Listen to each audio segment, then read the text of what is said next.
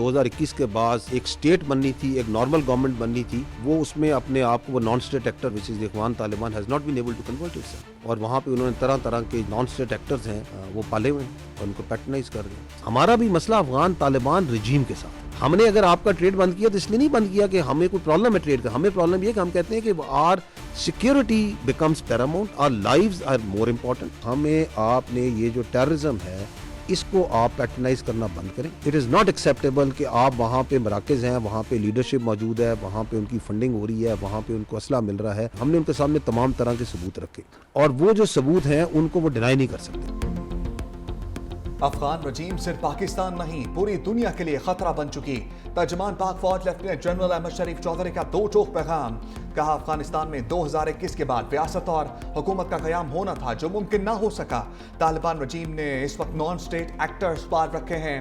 फितना खवारिज के बारे में तालिबान रजीम का दावा है कि वो पाकिस्तानी मेहमान हैं। एक ऐसे मेहमान हैं जो मुसल्लह होकर आते हैं। अगर वो पाकिस्तानी शहरी हैं तो हमारे हवाले करें, हम उनको अपने कानून के मुताबिक डील करेंगे। अफगानिस्तान में दहशतगर्दों की क़यादत मौजूद है, इनको असलहा और फंडिंग भी मिलती है। दोहा मुज़ाकरात में वादा किया मगर इस पर अब तक अमल नहीं हुआ। अफगान तालिबान रजीम अफगानियों की नुमाइंदा नहीं। हमारा अफगानियों के साथ कोई मसला नहीं, हमारा मसला अफगान रजीम के साथ है।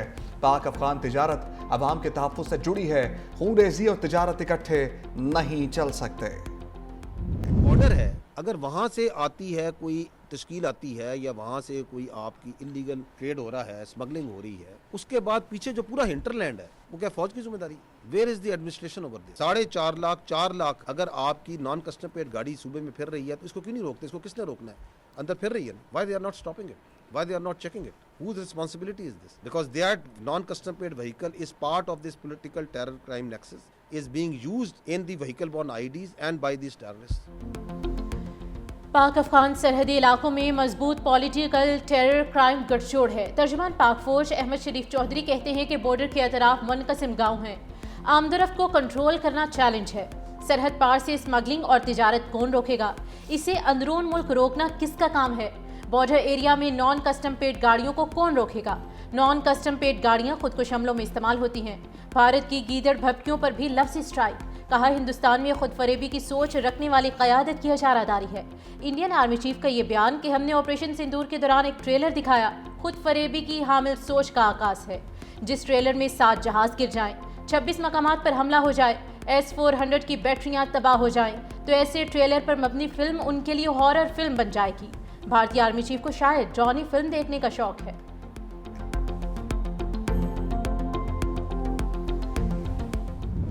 अमीर मुत्तकी ने बताया चंद 100 लोग गिरफ्तार किए हैं। चंद 100 दहशतगर्दों की गिरफ्तारी काफी नहीं।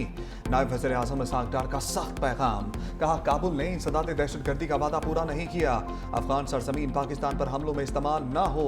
SCO इजलास में भी अफगानिस्तान पर बात की। मुआशी रवाबित पर पाकिस्तान का मौक़िफ़ पेश किया। दुनिया की कोई ताकत पाकिस्तान को शिकस्त नहीं दे सकती। यूरोपीय यूनियन ने भी अफगानिस्तान से मुतालिक पाकिस्तानी मौक़िफ़ की तायीद की।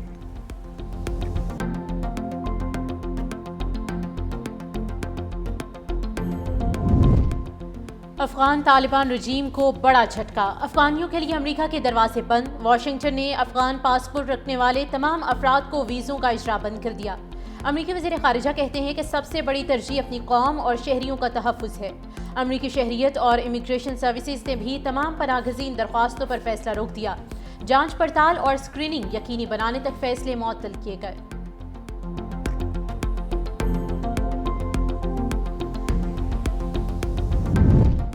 अक़वाम मुत्तहिदा ने अफगान भारत गठजोड़ से पर्दा उठा दिया। UN रिपोर्ट के मुताबिक अफगान तालिबान रजीम का दहशतगर्द गिरोहों के लिए महफूज पनाहगाहें फराहम करना खित्ते की सलामती के लिए शदीद खतरा है। दिल्ली काबुल बढ़ते सफारती और तजारती रवाबित और हालिया मुआहदों ने जनूबी एशिया की सिक्योरिटी सूरत हाल मजीद पेचीदा बना दी। अफगान सरजमीन पर सरगर्म दहशतगर्द गिरोह पाकिस्तान, ताजिकिस्तान और अमरीका तक हमलों में मुलव्वस हैं। यूरोपीय यूनियन और अक़वाम मुत्तहिदा भी अफगानिस्तान में दहशतगर्दों की महफूज पनाहगाहों की निशानदही कर चुके। तज्ज़ियाकारों ने भारत अफगान गठजोड़ को पाकिस्तान के खिलाफ मुमकिन प्रॉक्सी का पेश खैमा करार दिया है।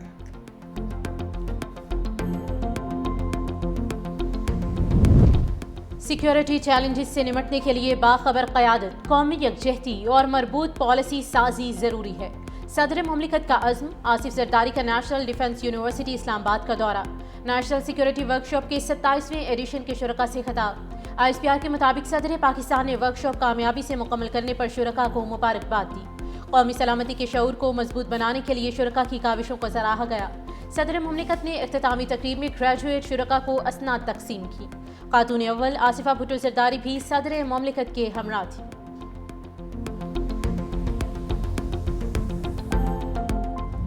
हम जब भी आएंगे इंशाल्लाह ताला अवाम की सपोर्ट पे आएंगे, अवाम के मैंडेट पे आएंगे, आप लोगों की तरह नहीं आएंगे। अगर आप इतनी सी 2-2.5 साल की जेल में मुल्क के खिलाफ साजिशें करने शुरू हो गए, इदारों के खिलाफ साजिशें करना शुरू हो गए। पीपुल्स पार्टी इस मुल्क की वाहिद पार्टी है जिसने जमहूरियत के लिए, डेमोक्रेसी के लिए हमेशा कुर्बानी भी दी और जान के नजराने में दिए, लेकिन कभी भी किसी वक्त ना आई पाकिस्तान पे कोई आंच आने दी, पाकिस्तान के खिलाफ किसी साजिश में शामिल हुए। अज़मा बुखारी जिस तरह इक़्तिदार में आई, बिलावल ऐसे नहीं आएंगे। सीनियर वज़ीर सिंध शर्जील मेमन का वज़ीर इत्तलात पंजाब पर तंज। मजीद कहा, बानी तहरीक इंसाफ का नाखून भी नहीं टूटा मगर वो चिल्ला रहे हैं। बानी अब दुश्मनों से मदद मांग रहे हैं। पीर चाहे मुल्क के मसाइल मुल्क में रखे, अपनी लड़ाई अदालतों में लड़े। पीपल्स पार्टी ने कभी पाकिस्तान और किसी इदारे के खिलाफ साजिश नहीं की।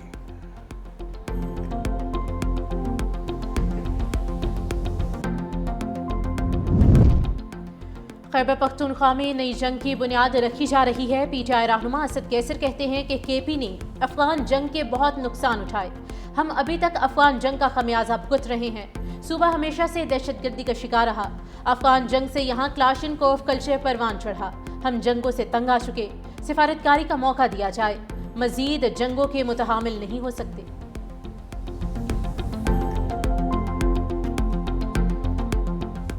वफाकी वज़ीर दाखिला मोहसिन नकवी का बड़ा ऑर्डर। कहा, जरूरी दस्तावेजात के अमल किसी मुसाफिर को सफर से ना रोका जाए। इस्लामाबाद एयरपोर्ट का अचानक दौरा, 2 घंटे तक इमिग्रेशन प्रोसेस का जायजा लिया। बैरून मुमालिक जाने वाले मुसाफिरों से भी मिले। वज़ीर दाखिला मोहसिन नकवी का वीज़ा एजेंटों के खिलाफ क्रैकडाउन का हुक्म। मुसाफिर की 7 नवंबर को इमिग्रेशन पर कम अमला होने की शिकायत का सख्त नोटिस। इंक्वायरी का हुक्म भी दे दिया। कहा, मुसाफिरों को आइंदा इस हवाले से शिकायत का मौका नहीं मिलेगा। जाली दस्तावेजात या दीगर जराए से बैरून मुमालिक जाने वाले मुल्क की बदनामी का बायस बन रहे हैं।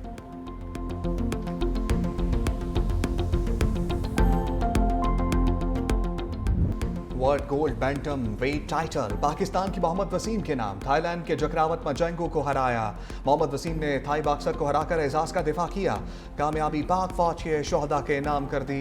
मेहमान ने खसूसी वज़ीर आला पंजाब ने कामयाब खिलाड़ियों में मेडल्स तकसीम किए।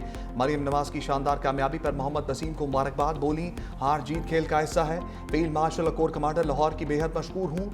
मरियम नवाज ने पाकिस्तान हमेशा जिंदाबाद का नारा भी लगाया।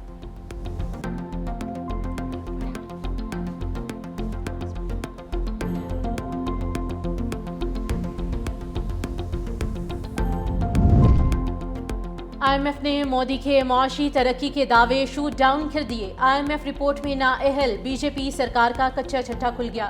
IMF ने सालाना रिपोर्ट में भारत को दूसरे कम तरीन दर्जे पर रख दिया है।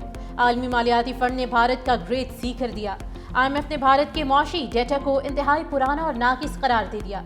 C ग्रेड निशानदही करता है कि भारत के दस्तियाब डेटा में खामियां मौजूद हैं।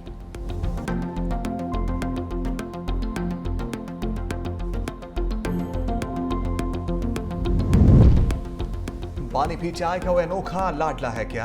स्पीकर पंजाब असम्बली मलिक अहमद खान का तंज। बोले, कहाँ लिखा है वज़ीर आला KP को हर हाल में कैदी से मुलाकात करने की इजाजत दी जाए? आइन लिखने का हक पार्लियामेंट को है, सुप्रीम कोर्ट को नहीं। वज़ीर आज़म शहबाज शरीफ का बानी के खिलाफ 10 अरब हर्जाने का केस। स्पीकर पंजाब असम्बली बतौर गवाह पेश, बयान रिकॉर्ड करा दिया। बानी के वकील ने स्पीकर के खिलाफ बयान पर जरा मुकम्मल कर ली। वज़ीर आज़म शहबाज शरीफ के मजीद गवाह आइंदा समात पर तलब।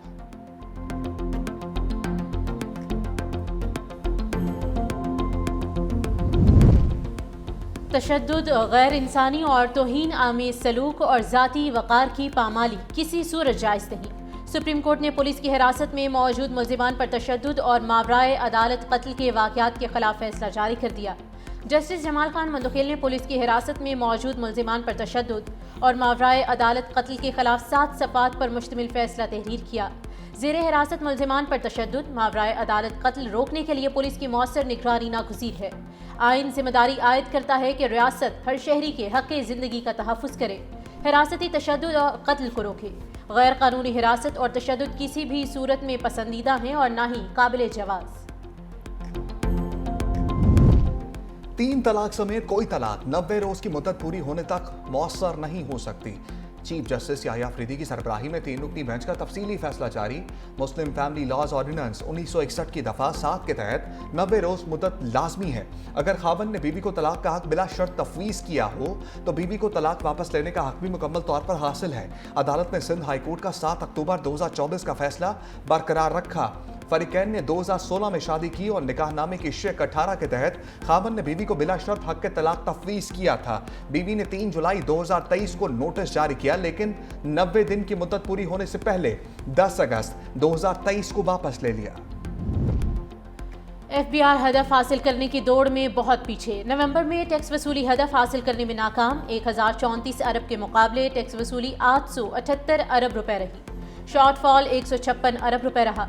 दिसंबर में टैक्स वसूली का हदफ 1406 अरब रुपए मुकर्रर।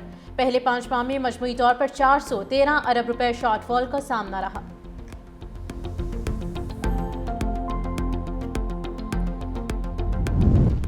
वफाकी ट्रेजरी ऑफिस में जाली स्टाम्प पेपर्स का धंधा। 29 करोड़ 70 लाख मालियत के जाली स्टाम्प पेपर जारी करने का इंकशाफ।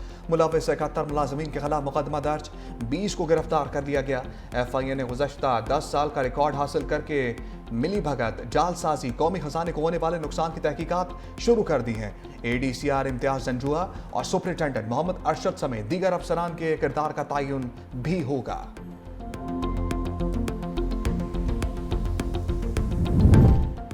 वज़ीर आला सिंध सैयद मुराद अली शाह की ज़ेर सदारत बड़े फैसले। वुमेन यूनिवर्सिटी सखर और नए मेडिकल कॉलेजेस के क़याम की मंजूरी, फंड्स जारी करने की भी हिदायत। इजलास में BRT रेड लाइन और येलो लाइन मंसूबों पर पेशरफ का जायजा। कहा मंसूबे बर वक्त मुकम्मल किए जाएं ताकि आवाम को मजीद तकलीफ ना हो। ख़वातीन के लिए इलेक्ट्रिक बाइक्स की तादाद बढ़ाने की मंजूरी भी दे दी।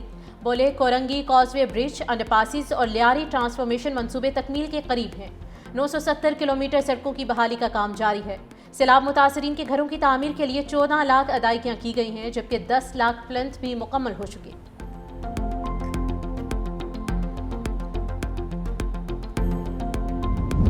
मजलूम अहले गजा की आवाज़ सुनो, फ़लस्तीनियों से यकजहती का आलमी दिन। सदर मुमलिकत आसिफ अली ज़रदारी का फ़लस्तीनियों से इज़हार यकजहती, जिद्दोजहद आज़ादी को सलाम। कहा पाकिस्तान 1967 से पहले की सरहदों के मुताबिक फ़लस्तीनी रियासत का हामी है। वज़ीर आज़म ने कहा कि फ़लस्तीनियों के खिलाफ इसराइली जंगी जराइम और मुनज़्ज़म नस्ल कुशी का मुआवजा होना चाहिए। इसराइल का गजा से मुकम्मल इनखला ज़रूरी है। गजा में जंगबंदी बरकरार और इंसानी इमदाद की बिला तातुल फराहमी जारी रहनी चाहिए। पीपल्स पार्टी चेयरपर्सन बिलावल भुट्टो ने कहा कि आलमी बरादरी फ़लस्तीन के 2 रियासती हल के निफाज के लिए फैसला कुन इक़दामात करे।